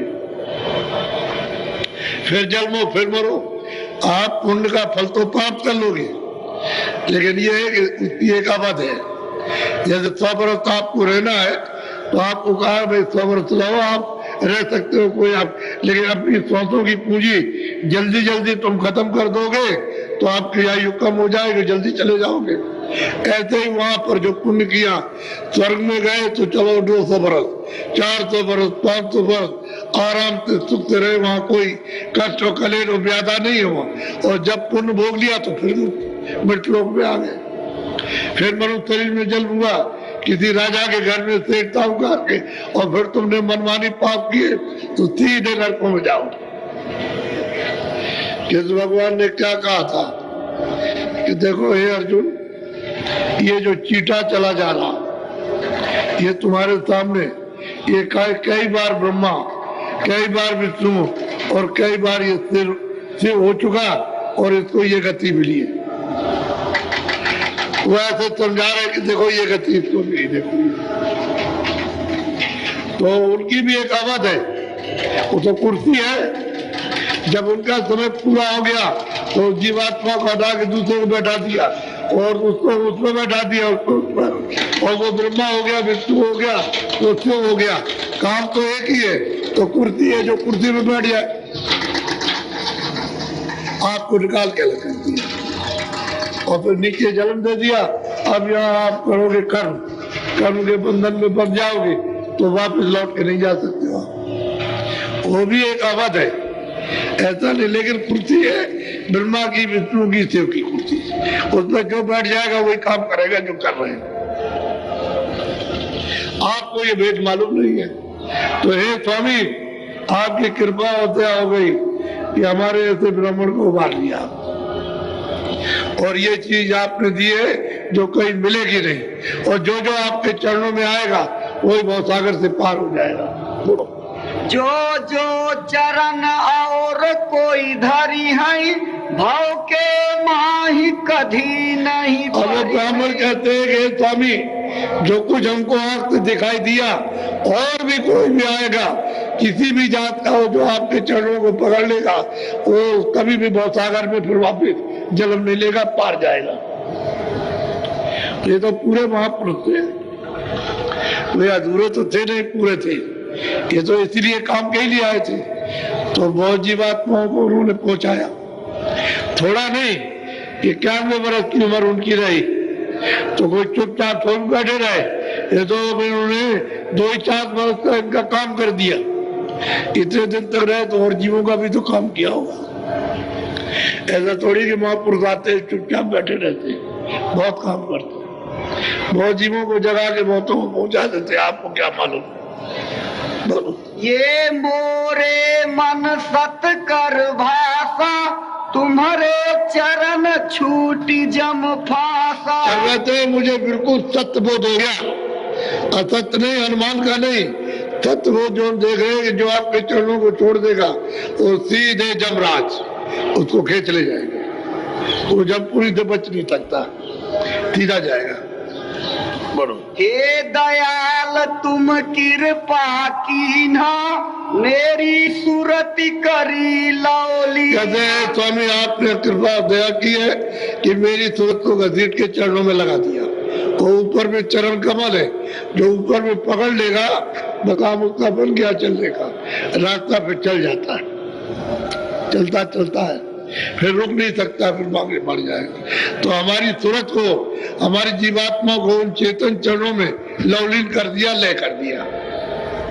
जब लय हो जाती है तभी आगे जाएगी, तभी तो उस अंडाकार को तोड़ेगी और बाहर उड़ेगी और उड़ करके अकेली होकर के फिर देखती है ये सब क्या है। तो उधर तो रचना बहुत बड़ी बड़ी रचना, अद्भुत रचना, विचित्र विचित्र रचना है जो यहाँ कहने में नहीं आ सकती, ऐसी सुंदर कारीगरियों से जड़ी हुई। अब वो कैसी कैसी कारीगरियां कैसे कैसे बनाया वो तो, लेकिन है चेतन मसाला, सब चेतन, चेतने चलता है। हर चीज में मतलब ये कि चेतनता है, जड़ता नहीं है, और सब में आनंद है। बोलो। ओ तऊ जास ज्योति ये माही, छिन छिन सुरति ताही में। अब ये कहते हैं कि उजास हुआ, पीछे प्रकाश हुआ, उजाला हुआ, उजास का मतलब है प्रकाश हुआ, और हमको ज्योत दिखाई दी। तीन लोक के मालिक की ज्योत वो हमको दिखाई दी। तीन लोक के वो है मृतलोक, स्वर्ग और वैकुंठ और सूक्ष्म लोक, उसके मालिक ईश्वर है। कहते हैं वो ज्योत हमको दिखाई दी, पहले उजाला हुआ, उसमें हम सब देखने लगे, और फिर हमको जब हमने सामने देखा तो वो ज्योत जल रही है। अब जितने जितने ज्योत देखा वो तो क्योंकि तुम बताएगा, और प्रतिबिंब अगर देखेगा तो कुछ का कुछ कहेगा कि हमने उसको ऐसे देखा था, कोई कहेगा लंबा था, कोई कहेगा मतलब ऐसा था, कोई कुछ कहेगा, कोई कुछ कहेगा। तो प्रतिबिंब भी पड़ता है। जैसे सूरज का कहीं दीवार पर पड़ा, शीशा लीजिए तो उस दीवार पर सूरज का अर्थ है, और उस पर लगा दिए शीशा तो उस पर है, इस तरह से अर्थ पड़ता। तो अर्थ अगर किसी ने दर्शन किया वो कहेगा हमने उसको ज्योत को देखा था। लेकिन सही ज्योत देखिए तो तुम्हारे घाट पर, ये दोनों आंखों का घाट है, अंदर में ये साफ हो गया और यहाँ से प्रकाश प्रकट हो गया, और सामने वो देख रहे जल रही है। अब कर्मों का पर्दा साफ हो जाएगा, पाप पुण्य, तो ये साफ एकदम से दमकेगा, चम चम चम चम प्रकाश से पूरा पूरा दमकता है, बहुत प्रकाश है इसमें। और वहां जब खुल जाती है तभी आप उन सब चीजों को देखोगे और ज्योत का दर्शन करोगे। बोलो। ज्योति फाड़ी सूरति गई आगे, मानो सूरति द्वार पर लागे। अब कहते हैं पंडित जी कि ज्योत को फड़ गई, यानी खुल गई, यानी मुंह खोल दिया, और तुरंत उधर गई, और उधर जाकर के तब दरवाजा मिला ऊपर जाने का। वो जैसा जैसा उन्होंने देखा वैसा उन्होंने बताया। ये स्वामी आपने ये कृपा की, ये दया की, अपने सामने 25 साल की उम्र के अंदर अब ये कृपा हो रही ऊपर। बोलो। द्वार बैठ देखा ही ये माई, चंदो सूरज गगन सब ठाई। कहते हैं कि भाई मैंने दरवाजे में बैठ के कितने सूरज, कितने चंद्रमा, कितने गगन, कितने आकाश हमें दिखाई दिए। एक दो जमीन पर सूर्यों की फर्श है, जैसे यहाँ जमीन पर घास जमी रहती है, ऐसे सूर्यों की फर्श जमी हुई है। कहते वहां जाकर के हमने ये सब देखा। वो पंडित लोग ही और लालची और कामी और क्रोधी और पढ़ा लिखा और अहंकारी, अरे उसके ऊपर कृपा हो जाए तो छोटे जीवों में तो कृपा महापुरुषों की हो जाती है। जो बेचारे छोटे हैं, जिनके पास बुद्धि नहीं है, जो अच्छा बुरा नहीं समझ पर उन पर दया होती है, ऐसों के ऊपर दया हो जाती है। कहते हैं ये आपकी कृपा से, आप अगर नहीं मिलते तो हम तो चले जाते गड्ढे में और वहां से निकल के फिर कभी नहीं आते। बोलो। घट में देखा अगम विलासा, सो सब भाखू तुम्हारे पास। कहते जो जो हमने देखा वो हमने आकर के आपके सामने रखा कि ये चीज हमने देखी है। ये स्वामी और कृपा होगी और दया हो जाएगी तो आगे देखें, वो आपको सुनाएंगे आकर। अब इतनी दया हो गई तो और दया हो ही जाएगी। क्यों? कि हमने आपके चरणों को पकड़ लिया, आप नहीं छोड़ सकते। बोलो। अब आगे जो परचा पाऊं, पुण्य चरणन में आनी कहते आगे जो कुछ भी आपकी कृपा दया होगी, जो हमको आगे अनुभव होगा, जो हम देखेंगे आके आपके चरणों में हाजिर करेंगे। स्वामी हमें दया नित कीजय, नित दिन चरण शरण रख ली। अब कहते हैं स्वामी हमारे ऊपर दया दृष्टि करते रहिए, अपने चरणों में रखिए, कभी हमको विसरिए नहीं, भूलिएगा नहीं हमको, आप अपना बनाए रहिएगा। हम तो जैसे थे वैसे आपको सब सुनाया, हम सबसे नीच थे, अदम थे और हम तो इनमें सब में फंसे हुए थे। आपने हमको उबार लिया, छोड़ा लिया हमको, अब आप चरणों में लगाए रहिए। सदा के लिए ये विनती प्रार्थना करते हैं कि चरणों से अलग मत कीजिएगा। बोलो। स्वामी हमने अपति विचारी, तुम दयाल कछु मन नहीं कहते हैं कि मैंने जो आपत्ति खड़ी की है आपको हिंसा करने की, मारने की, और आपने कुछ भी अपना मन यानी किसी तरफ इधर उधर हमारे प्रति खराब नहीं किया, तो हम तो बहुत ही पापी हैं, अधम है। इससे ज्यादा और अधम क्या हो सकते हैं? और आपने हमारे ऊपर कृपा की और दया की। कई बात ये लोग ऐसे थे कि जान से मार दो, आज ही रात को खत्म कर दो, ऐसा इनका मतलब एक पूरा संगठन बन गया कि मार दो उनको, रहने मत दो ऐसे आदमी को। अब बताओ ऐसे आदमियों पे कृपा हो जाए महापुरुषों की तो और फिर तो हो ही जाएगी दया। बोलो। हमने टहल कछु नहीं कीनी, तुमने वस्तु अमोलक। अब कहते मैंने तो आपकी कोई सेवा नहीं की, कोई टहल नहीं की, कोई सेवा नहीं की है, और आपने हमको अमोलक दया करके अमोलक वस्तु दी जो हम कभी नहीं पा सकते थे। कितने जन्म लेते तब भी हमको नहीं मिलती। बोलो। शास्त्र नाही न वेदन माही, और पुराने ही जानत ना। कहते न तो शास्त्रों में न वेदों में, जो आपने हमको दिखाया वो शास्त्रों वेदों में नहीं है, और न कुरान में न पुराण में कहीं भी नहीं है, क्योंकि वो तो उसके विद्वान थे। ये लोगों को तो कंठस्थ याद था, सब कुछ याद था, ऐसे विद्वान थे इस तरह की। तो कहते हैं उसमें तो ये कुछ है नहीं, जो आपने हमको दिखाया, जो प्राप्त कराया उसमें नहीं है। अब वो हम ही भर रहे हैं कि भाई किताबों में नहीं है, धोखा है, ये तो काल जाल है। बोलो। ब्रह्माया को अंक न चिन्हा, यही विधि अवतारण से भिन्न। अब कहते हैं ब्रह्मा ने जो वेद पर आए उन्होंने भी इनका दर्शन नहीं किया, उन्होंने तो सिर्फ आवाज सुनी है, और उन्होंने कहा कि भाई तुम मेरी आवाज को तुम सुनते हो कि हाँ सुनते हैं, तो हम जो बोल रहे हैं तुम तो समझते हो कि हाँ, तो हम जो बोल रहे वो लिख दो। जो वो जिसमें से आवाज निकल रही थी उसको तो इन्होंने देखा नहीं, तो बस जो बोलते गए लिखते गए, जो बोलते वो आपका विधान बन गया मृत लोक का। 1 लाख श्लोक है बस, और 1 लाख में सब उन्होंने बना के रख दिया। पाप क्या है, पुण्य क्या, अच्छा क्या, बुरा क्या है, न्याय क्या और अन्याय क्या है, 4 खाने, 84 योनियां और नरक क्या है, और स्वर्ग क्या है, वैकुंठ क्या, सब कुछ उन्होंने उसी में रख दिया। और तुमको सबको कह दिया कि हम अधिकार देते हैं, जो चाहो तो करना, और जो कुछ भी तुम करोगे पाप पुण्य वो सब हमारे यहाँ लिखा जाएगा, और उसका हम काल बंद करके फैसला करेंगे, तुमको न्याय देंगे, शुभ का शुभ और अशुभ का अशुभ। आपको पकड़ा दिया, आपने ये लिया और अच्छी तरह से पकड़ाया, लेकिन आप तो ब्रह्मा को भी मालूम नहीं क्यों कि उन्होंने दर्शन तो किया नहीं। ईश्वर का दर्शन नहीं किया और परे के जाने का तो कोई सवाल ही नहीं। अब ये ईश्वर का भी दर्शन किया उस ज्योत का, उसके परे गए तो ब्रह्मांडों का भी दर्शन किया और उस ब्रह्म को भी देखा जो उसके ऊपर है, उसका भी दर्शन कर लिया। तो कहते हैं तो वेदों में है नहीं, शास्त्रों में नहीं, पुराण में नहीं, कुरान में नहीं। हे स्वामी, वो वस्तु तुमने अमूलक हमको दी जिसको हम सपने में भी नहीं ले सकते। बोलो। आत्म ब्रह्म से यह गति न्यारी, चीन है कोई कोई संत सवार। कहते हैं भाई आत्मा परमात्मा से अलग गति है, ये जीवात्मा परमात्मा का नहीं, परे का खेल है, परे की रचना है, ये परे का धाम है, परे के मुकाम है। कहते हैं कि आपने वो मुझको दिया और सब कुछ कहते हैं आंखों से दिखाया, और जो कुछ और मिलेगा आपके चरणों में आकर के हाजिर करें।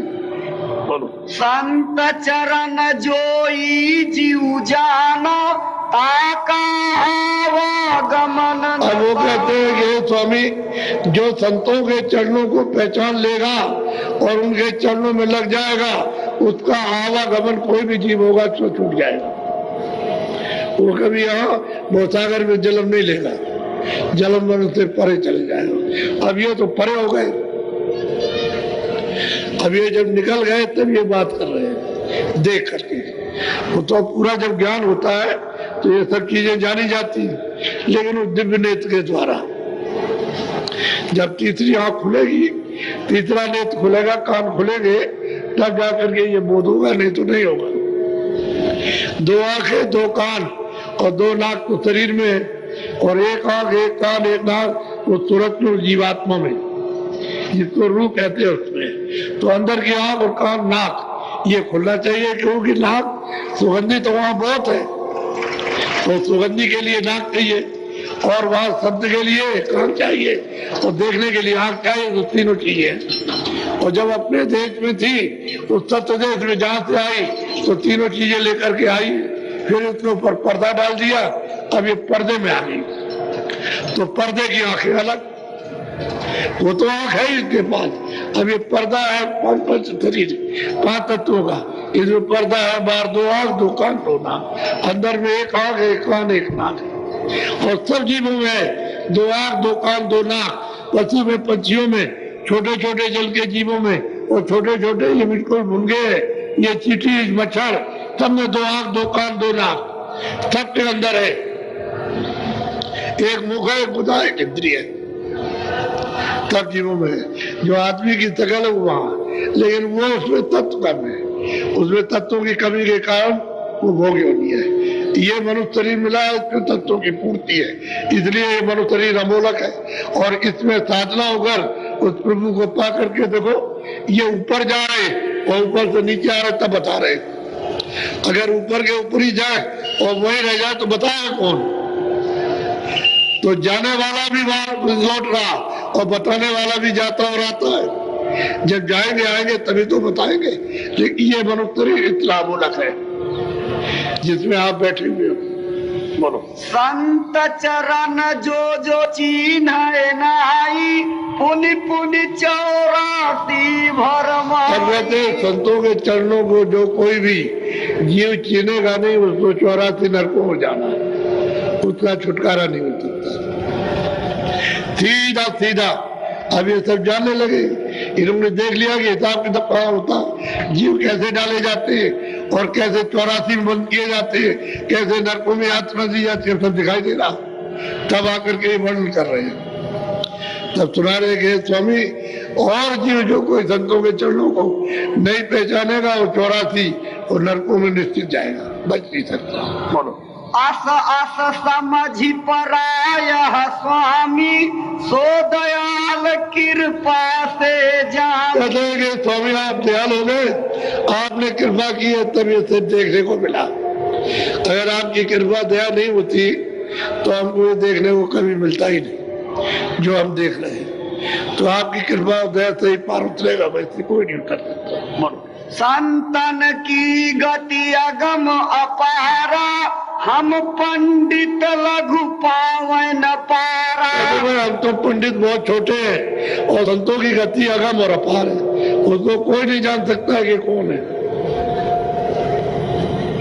किसी को मालूम नहीं। एक महात्मा पूरे थे तो कहते थे भाई गोपनीय संत भी होते हैं।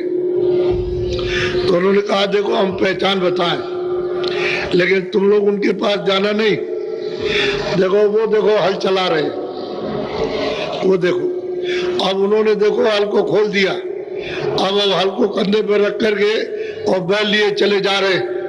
बताया देखो ये गुप्त संत है, इनको कोई नहीं पहचान सकता और बाहर से कुछ नहीं, अंदर की संभाल करते हैं ब्रह्मांडों की। एक बाबू था कि दफ्तर में काम करता था, वो उनके पीछे चला गया। तो जानवरों को उनको बैलों को पानी पिलाया और चारा डाल रहे थे।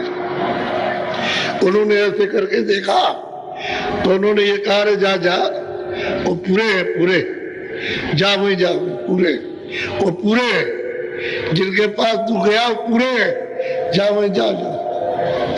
और उन्होंने मना किया था कि तुम देखो उनके पास कोई जाना नहीं। और ये चला गया तो उन्होंने इतना ही कहा वो पूरे ही वही जा, वो अधूरे नहीं पूरे, वो तेरा काम करेगा। इतना ही कहा और कुछ नहीं कहा तो लौटे। तब उसने कहा कि मैं गया था उनके पास और उन्होंने ये कहा कि पूरे अधूरे नहीं, जा उन्हीं से काम होगा तेरा, ये कह दिया उन्होंने। अब बताओ जो हल चला रहे उनको कौन समझेगा ये पूरे संत है? कोई ऊंट चला रहे, कोई भेड़े चला रहे, उनको कोई क्या जानेगा कि ये कौन है? भेड़े चला रहे, ऊंट चला रहे, हल जोत रहे, कोई तराजू से तौल रहे, बिल्कुल सही। अब उनको कि भाई तराजू से एक भी दाना कम और ज्यादा नहीं, पूरा तौल करके देते रहे। घरों में लोगों ने तौला कि देखिए जो तौल जो देते हैं सच्ची है कि नहीं है। अब सबने जब तौल के देखा कि एक दाना कम नहीं, एक नहीं, छोटा बच्चा भी जाए उतना ही, बड़ा कोई जाए, बुढ़ा जाए तो वो सब तौल के दे उतना ही पूरा। तो उनको कौन पहचानेगा ये संत? उनको कहे ये तो बनिया व्यापारी है, और सब लोग कहते ही थे व्यापारी है, बनिया है, कोई नहीं जानता। तो गुप्त संत को कोई नहीं पहचान सकता। वो जो प्रकट होते हैं वो उनको जानते हैं कि वो कैसे होते हैं और पूरे, क्योंकि ये सब वहां मिलते हैं जाकर के, रोज जाते हैं दरबार में, उस सत्य देश में रोज मिलेंगे और फिर वहां से आएंगे तो गुप्त भी मिलते हैं और प्रकट भी मिलते हैं। लेकिन वो गुप्त हमेशा रहेंगे और प्रकट काम करेंगे जीवों का। और वे प्रकट पा गए तो कहते हैं स्वामी अगर तुम्हारी कृपा हो जाएगी और दया हो गई तो आपने हमको बचा लिया। दया कृपा नहीं होती हमको, हम लोग बस मिलती नहीं, हम बचते नहीं। और ये जो दिखाया आपकी कृपा ही से देखा, बिना आपकी कृपा के नहीं होता। बोलो। माना कहाई जोरी दो हाथा, चरणन माही डारी कए माथा। कहते बस दोनों हाथ जोड़ के चरणों में गिरे और उनको प्रणाम किया, तब सुना दिया, उनको प्रणाम किया। बोलो। स्वामी हम कीन्ही अजगूती, मारन काज कीन मजबूती। कहते स्वामी हमने जो कुछ भी किया है वो तो आपके लिए बहुत बुरा किया था, ये हमको नहीं करना था, लेकिन हमसे बन गया क्योंकि हमको इतना ज्ञान नहीं था जो हमने आपके साथ में किया। और वो जो हृदय थे जो राजापुर में जिनको पूरा मिल गया था, वो उन्होंने तो इनको सबने मारा, उनको पीटा, लेकिन वो कुछ बोले वाले नहीं, चुपचाप खड़े रहे। कह लगे तू उनका चेला है और हम तुमको देखेंगे जान से मार देंगे, तो कितने लोग की यही खत्म कर दो इसको। ये दशा रही उत्तर प्रदेश। और उनके लिए ये देखिए दया। बोलो। तुम दयाल कछु स्वाल न राह भाखा, मन से द्रोह कछु नहीं रहा। आप दयालु हो, आपने मन में तो कुछ रखा नहीं और कोई हमारे साथ कोई द्रोह नहीं किया।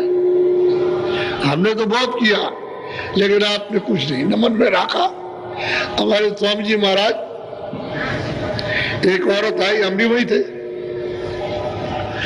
तो उनको गाली गलौज करने लगी। स्वामी जी महाराज जंगल में चले गए थे तो वहां से एक गाय थी, उसको इतनी घास लाते थे, बस ज्यादा नहीं। तो सुबह चले जाते थे और जंगल में पता नहीं क्या करते रहे और करीब 12:30-1 बजे आए। तो गाली गलौज कर रही थी कि ये हुआ। तो उन्होंने गाज रखी और उसकी तरफ देखने लगे, कुछ गाली वाली दे रही, तो उन्होंने जेब में हाथ डाला इधर से, तो उसमें तो कुछ मिला नहीं, कुर्ता टंगा था सामने, तो उसको जड़ियाया, उसकी जेब देखी, तो किसी ने पूछा कि स्वामी जी क्या ढूंढ रहे हैं? कह लगे जो उसने दिया उसको देख रहा हूं कि ये कहाँ रखा हुआ। वो जो गाली गलौज की है उसको वो देख रहे जेब में, किसने ये कहाँ रखा, किस जगह रखा, उसको मैं ढूंढ रहा हूँ। तो कुर्ते को ऐसे करके हिलाया, वो जो कुछ पहने हुए थे उसको उतार के उन्होंने ऐसे हिलाया, फिर जेब में हाथ डाला, तो उसको देख करके कह भाई जो उसने दिया वो मैं ढूंढ रहा था, कहीं रखा तो नहीं है। तो चरणों में गिर पड़ी कि हमको माफ कर दीजिए, हम नहीं जानते थे, हमसे भूल हो गई, गलती हो गई। फिर रोने लगी आकर के। तो स्वामी जी ने तो कुछ नहीं कहा, कह रहे ठीक है, ठीक, कोई बात नहीं, तो बात जाओ, कोई हर्जा नहीं, तुमने अपनी बात कह दी तो हमारे पास तो कुछ है नहीं है। और फिर शाम को आई, बैठ गई सत्संग में और सत्संग सुनने लगी। तो कहने का मतलब यह है कि महात्मा किसी की बात को लेते नहीं है, न मन में देते न बुरा मानते, वो जो कुछ उसके पास है उसी का अहवाल कर रहा, उसी को बाहर निकाल रहा। तो क्रोध है, क्रोध निकालेगा, कपट है तो कपट से रहेगा, सब कुछ निकालेगा, लेकिन उनको तो आपके प्रति कुछ नहीं सोचना। अच्छा ही तो है कि भाई इसका भला हो जाए, अच्छा हो जाए, ये सोचते हैं। तो कहते हैं स्वामी मैंने तो आपके साथ इतना द्रोह किया, इतना बैर किया, और आपने मन में कुछ नहीं रखा और आप बिल्कुल निष्कपट रहे। बोलो।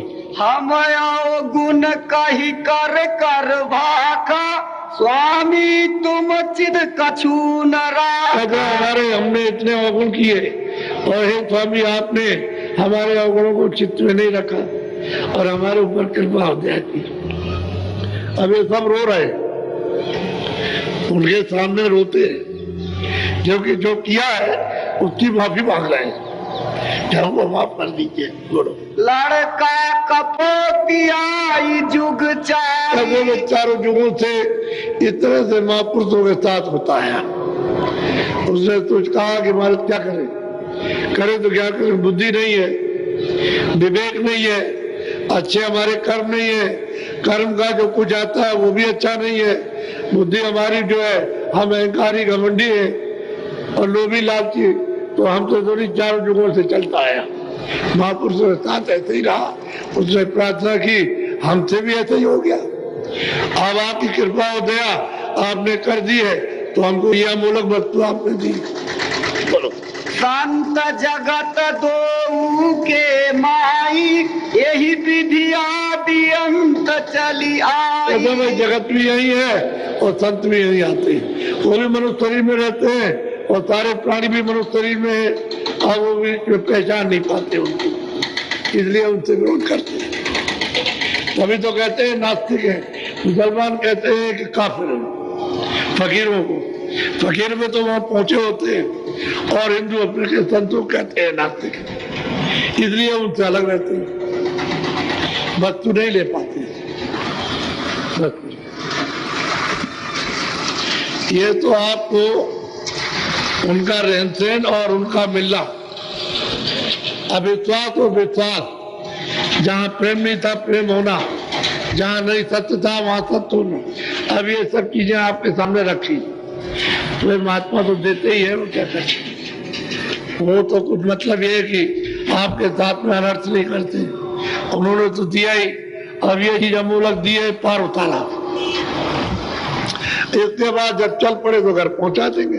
अब आगे चिल्लाएंगे कि हम घर पहुंच गए, पहुंचा देंगे घर जहां अपना देश है, जहां से आए, जिस देश से, जिस सत्य देश से, जिस सतलोक से जीवात्मा है, ये सब उतारी गई, और ये 16 सूत्र उतार करके जिनको रात दिया और हमको दे दिया, ये सब बताएंगे और सब देखोगे कैसे कैसे रचना का विस्तार हुआ। तब आप से अंत से आप तक तब समझ में आता है। तो महापुरुष तो सब जानते हैं, उनके आंखों में कुछ छुपा नहीं है। अब मैं आपको नामदान दूंगा, आप इसको लीजिए, क्योंकि नए लोग आ गए और काफी भीड़ बढ़ गई है। तो भीड़ तो ऐसे रुकी हुई है कि बसें नहीं मिल रही। कई जगह पर चुनाव हो रहा तो सब जगह बसें जो है सब वहां रुके हुए हैं, उनको ले जाने के लिए सब लोग तो चुनाव में लगी हुई। जैसे आज शाम को खाली होंगे वैसे उनको बैठाएंगे और पहले से तैयार है बसों में बैठ करके। अब कल देखना कि कितनी भीड़ होती है यहाँ पर, कल देखने को मिलेगा। और अभी दिन भर चलेंगे, रात भर चलेंगे और कल दिन भर चलेंगे, भीड़ तो देखने को आपको मिलेगी।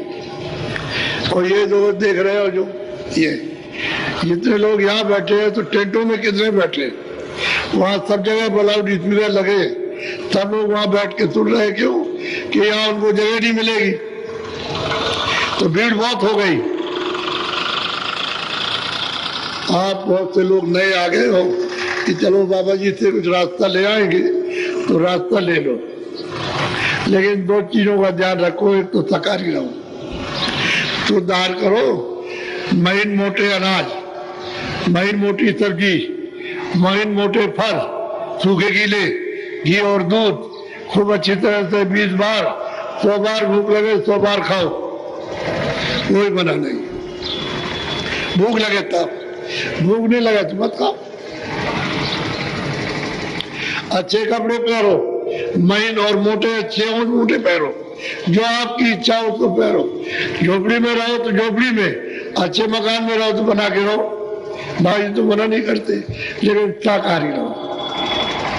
आज के 50 साल पहले 90% हिंदुस्तान में लोग शाकाहारी थे। अब इस समय की स्थिति को आप देख लो, शाकाहारी रहो। पहले इतनी बीमारियां नहीं थी, हमने भी 50 साल पहले देखा, क्योंकि 90 साल तो ऊपर की उम्र हो गई, तो हमने भी देखा है कि पहले इतनी बीमारियां नहीं थी, न अस्पताल थे, न प्राइवेट थे न सरकारी, कमरे सब खाली सरकारी पड़े रहते थे। ऐसा कोई कभी आ गया 2 दिन 4 दिन रहा, मामूली दवा लेकर के ठीक होकर चला गया। अब तो अस्पतालों में न प्राइवेट और न सरकारी अस्पतालों में गई नहीं। आप अपने घर में रहो या किसी कमरे को लेकर के रहो, इतनी बीमारियां, तो ये अशुद्ध आहार से बीमारियां हो गई। शुद्ध आहार करते तो ये बीमारी नहीं होती, तरह तरह के रोग नहीं होते, तरह तरह के रोग होते हैं, एक तरह के नहीं। तो शुद्ध शाकाहारी रहो। आप दफ्तर में, दुकान में, खेती में, मजदूरी में ईमानदारी मेहनत के साथ काम करो। काम के लिए थोड़ी मना किया, आप काम कीजिए, मजदूरी करो, दफ्तर का काम, दुकान का काम, खेती का काम खूब करो, ईमानदारी मेहनत से। क्यों? सब जगह ईमानदारी मेहनत की जरूरत। आदर और सत्कार उसी ईमानदारी मेहनत का होगा, उसी की महिमा होगी। और तुम किसी को धोखा दोगे, चोरी करोगे, खेत काटोगे, बेईमानी करोगे, तुम काम नहीं करोगे, तो वहां तुम्हारा नाम कौन लेगा? तुम्हारी किस तरह इज्जत होगी? बड़ा चोर और काम चोर है। तो ईमानदारी मेहनत घर में रहोगे ईमानदारी मेहनत से, तो घर भलेगा पुले, लड़ाई हो जाएगी, भाई भाई में लड़ाई, पिता पुत्र में लड़ाई होगी। क्यों? कि तुम मेहनत करते हो और तुम मेहनत नहीं करते हो, इसमें झगड़ा हो जाएगा।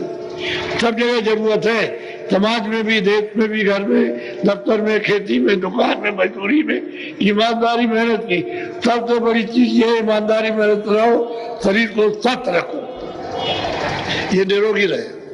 इसमें बैठ करके जब निरोगी होगा तो मालिक का भजन कर सकते, रोगी रहेगा तब नहीं।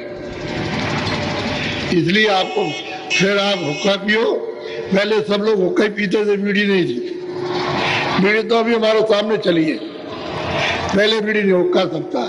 जहाँ कहीं भी कोई हुक्का पिएगा तो वहाँ हुक्का रखते थे, और सब थोड़ी पीते थे, बहुत लोग नहीं हुक्का पीते थे, तो अपना गांव में हुक्का रखते थे, और सबका ये सत्कार था कि कोई भी आया, भाई हुक्का पी लो, आ भाई हुक्का पी लो, आए हुक्का पी लो। पीता है तो पी लेगा। और मान लो कोई और जात का है तो कहे भाई हम हुक्का नहीं पी सकते, तो कहे लगे हमारे यहाँ चिलम रखी है, सबकी चिलम रखी है, इसको लो, ये तंबाकू, और ये आगे है, इसको भरो, बनाओ, पियो। और नहीं पीते हो तो मिठाई है, गुड़ बना के रखते थे पहले, तो शुगर फैक्ट्रियाँ थी नहीं, तो गुड़ था, और गुड़ दिया, और पानी दिया, और पिला दिया, और आदर सत्कार किया, और ये था सत्कार। ये प्रेम भाव था हर एक किसी के साथ में। अब वो तो बात खत्म हो गई, कुछ नहीं रह गया। अब रोगी बीमारी हो गई, ये सब परेशान हो गए, अब तुम कृपण हो गए। कोई भूखा प्यासा आ जाए तो पूछोगे ही नहीं, तुम चिल्लाते रहो। अब वो पहले ऐसा नहीं था, पहले कोई भी आया उसको तो खिलाना, ऐसा था हर जगह, हर गांव में, मंदिर हो, मस्जिद हो, कोई भी चीज हो, गांव में पहुंच गया उसको खाना मिल जाएगा। तो शाकाहारी रहो, हुक्का और बीड़ी पियो। हम आपको मना नहीं करते, हम तो नहीं पीते, हमने पिया भी नहीं कभी, हमको तो मालूम नहीं कैसा होता हुक्का बीड़ी। आप पीते तो आप पियो, लेकिन ऐसा कोई नशा मत करो जिससे तुम्हारी बुद्धि पागल हो जाए। और पागल बुद्धि में तुम माँ को न पहचानो, लड़की को न पहचानो, तुम अपनी बहन को न पहचानो, भतीजी को और चाची को, पड़ोस में किसी को न पहचानो और सबको गाली गलौज करो, तो वो ठीक नहीं है। वो तो पशुओं से भी ज्यादा बुद्धि नीचे चली गई। पशु भी ऐसा काम नहीं करता। तो मनुष्य होकर के आप ये काम करोगे तो आपको मनुष्य कोई नहीं कहेगा। इसलिए बीड़ी और हुक्का पियो, लेकिन ऐसा कोई नशा मत करो।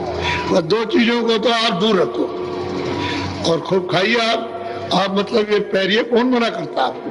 घर गृहस्थी में रहो, बच्चों की सेवा करो, हम आपको रास्ता बताते हैं और बैठ करके तुम सुबह शाम यानी भजन करो।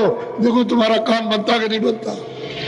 अब तुम कुछ करोगे नहीं और ये सब बुराइयां छोड़ोगे नहीं, तो बताओ कैसे काम होगा। इन्होंने तो सबने बुराई छोड़ दी, तब आगे उनके पास रास्ता जान लिया और रास्ते चल दिया, जो कुछ मिल रहा सब हाजिर कर रहे। इसी तरह से ये लोग कमाई करते हैं तो आकर के बताते हैं कि हमको ये मिल रहा, हम ये चल रहे हैं, अभ्यास कर रहे हैं, हम ये देख रहे हैं, हमको ये देता है, ये सुनाई देता है।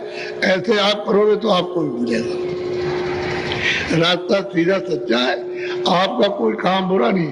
शादी विवाह करते हो ब्राह्मण करो, बाल बनाते हो तुम बाल बनाओ, बड़े का काम करते करो, दर्जी का काम। भजन तो अलग है, ये भजन ये काम शरीर के लिए है। ये जो भी काम करते हो शरीर की मेहनत के लिए, इसकी रक्षा के लिए।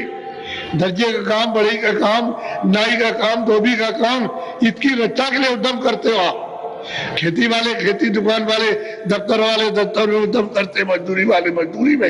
लेकिन भजन तो सबके लिए अलग है, वो तो रास्ता ही अलग है। उससे क्या मतलब? तुमने शादी विवाह कराया, नाम रखा, भजन तो अलग है, भजन चीज तो अलग है। भजन को इसमें नहीं जोड़ सकते हो, वो चीज बिल्कुल अलग है। तो ऐसा मत समझो कि बाबा जी किसी के बारे में कुछ कहते हैं, हम किसी के बारे में कुछ नहीं, अपनी अपनी जगह रहो, जो काम करते हो अपना करो, हम उसके लिए मना नहीं करते। लेकिन भजन अलग है सबका। मनुष्य मकान में जीवात्मा इधर बैठी है तो इधर का रास्ता अलग है और शरीर का अलग है। शरीर के शारीरिक कर्म है और जीवात्मा का अलग चेतन कर्म है। जब चेतन से चेतन को जोड़ोगे तब उसको पाओगे और जड़ से जड़ को, इस चीज को प्राप्त करो। ये सब चीजें इसके लिए बराबर के लिए है। तो कुछ नहीं मना किया, दो चीजों का ध्यान रखो, हमको शाकाहारी रहना और कोई भी नशा नहीं करना आती। और मैं आपको नामदान देता हूँ। नामदान कहते हैं आत्म धन का दान, रूह को खुदाई खजाना। उसको लीजिए बड़े प्रेम सद्भाव से, श्रद्धा से, जिस श्रद्धा से सद्भाव से दिया जाए उसी श्रद्धा सद्भाव से लीजिए और उससे अपना काम कीजिए। आपको तो अपनी जीवात्मा को इस जाल से छुड़ाना है, 84 नरकों की आत्माओं से, कि फिर जब सुनेंगे तो ये आपकी आवाज को परखेंगे कि तुम उच्चारण नाम का कर रहे हो कि तुम तो अशुद्ध कर रहे हो तो शुद्ध करा रहे हो। तो जो जो नाम सुनते जाए आप बोलते जाना, जब मैं तुम पूछाऊंगा तो आप सबके साथ ऐसे बैठ जाओ और दिमाग क्या ऐसे बैठो, मेरी तरफ से बोल सकते तो अपने आप कहते हैं भजन। सुनने का नाम भजन और देखने का नाम ध्यान। जब देखने का काम करोगे तो दृष्टि बढ़ता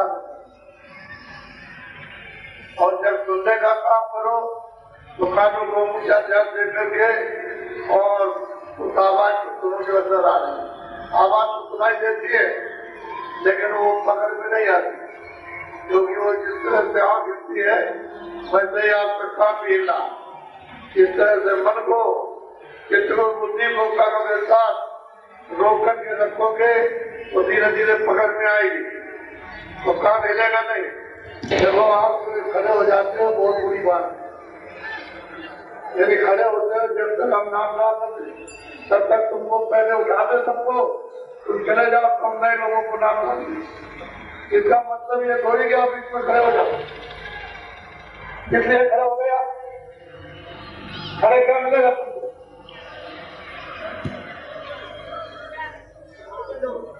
अगर खड़े करेंगे तो सबको उठा देंगे, जब चले जाओ तो बाहर खड़े होना चाहिए।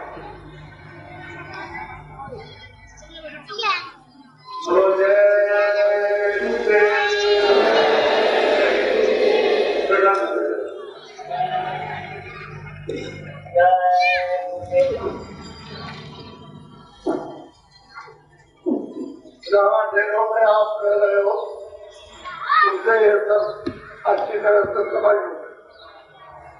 5 नाम 5 रूप 5 स्थान देख के बाजी लिखो। अच्छा खड़े हो जाओ, अब इतने भूल मत करो कि आप खड़े हो गए और खड़े होकर के सुनने लगे। आप बैठे तो बैठ के सुनो, और बैठ के तो खड़ा जाओ करो। बोलो जय गुरुदेव। जब पीछे घूम जाओ, देखो उधर भी मालिक है, उस तरफ भी मालिक है, सब समझो कि इधर पीछे ही मालिक है, आगे भी है। और घूम जाओ हमारी तरफ, अब इधर भी मालिक है, तो दाएं और बगल में भी मालिक है। उसका जगह देखता और जो कर रहे हो उसको सबको देखना। क्या अच्छा कर रहे हो बुरा कर रहे, अच्छा करने में खुशी और प्रसन्नता से बैठा और बुरा करने में आपको डर लगता है। या कर रहे किसी काम में करने में वो काम ही मत करो, कोई काम करो जिससे डर ना हो और खुशी हो आपको। यह नहीं तो मतलब ये है कि डर लग गया और जबरदस्ती उस काम को कर रहे हो, हमको कोई देख लेगा क्या कहेगा, पकड़ लेगा तो क्या करेगा। तो सब चीज आपके पास है लेकिन उसका उपयोग नहीं करते। उधर भी है, भी ऊपर सूरत में काम है तो एक हो गए। अरे भाई उधर भी है इधर भी है, ऐसा मतलब खुदा उधर है इधर नहीं है, चारों तरफ है, सब जगह है, कोई जगह बाकी नहीं है। लेकिन हाँ ये जरूर है कि वो तुम्हारे क्या नहीं है। जिस देश से आप आए हो जो तुम्हारा माता पिता वो यहाँ नहीं है। उसे नाम तो उसको पकड़ाया था तो नाम छूट गया। अब तुम बारे बारे फिरते हो, अब वही का कोई आने वाला और जाने वाला तो क्या है, और तुमको बताया कि तुम नाम पकड़ो और चलो वापस लौट करके, सब तो हो सकता है लेकिन वो यहाँ नहीं आते। वो महात्मा आएंगे वही आए और वो कहीं कहीं किसी किसी को मिलेंगे, कोई कोई उनको पहचानेगा और कोई कोई रास्ते में चलेगा, पहुंचेगा। तुम सब समझ जाओ और सब क्या पढ़ो तो सब पहुंच जाओ। तो इसलिए ऐसा नहीं। देखो मैं अगर किसी की निंदा करूँ कहीं, ये खराब वो खराब, ये मतलब निंदा करूँ वो बहुत खराब, वो आदमी खराब वो खराब, तब तो हमारी बात को मत मानो, तब तो मानने की जरूरत नहीं। और सबको एक हाथ बताए उनका ये काम उनका ये काम उनका ये काम, और जब ये बताते हैं आपको और तुम्हारा असली काम जीवात्माओं का ये तो समझो। शारीरिक काम अलग और जीवात्मा का कार्य अलग। तो जीवात्मा की तरह शरीर और इंद्रिय जड़े, ये सामान इंद्रिया ये सब ये इकट्ठा करती है इसके लिए। और जीवात्मा यदि कमाई करोगे तो आत्मधन प्राप्त होगा, वो चीज मिलेगी आपको नाम, आपको प्रकाश, आपको शक्ति, आपको ज्ञान, आपको अमृत पीने को मिलेगा। तो वो अलग है, वैसे अलग है। तो वो तो करा नहीं दोनों का, ये कुछ नहीं है, है अच्छा चीज आपके पास है, उसी को जानने की जरूरत है। बोलो जय गुरुदेव, बोलो जय गुरुदेव। जय गुरुदेव नाम किसका, जय गुरुदेव नाम किसका? और जो नए लोग आए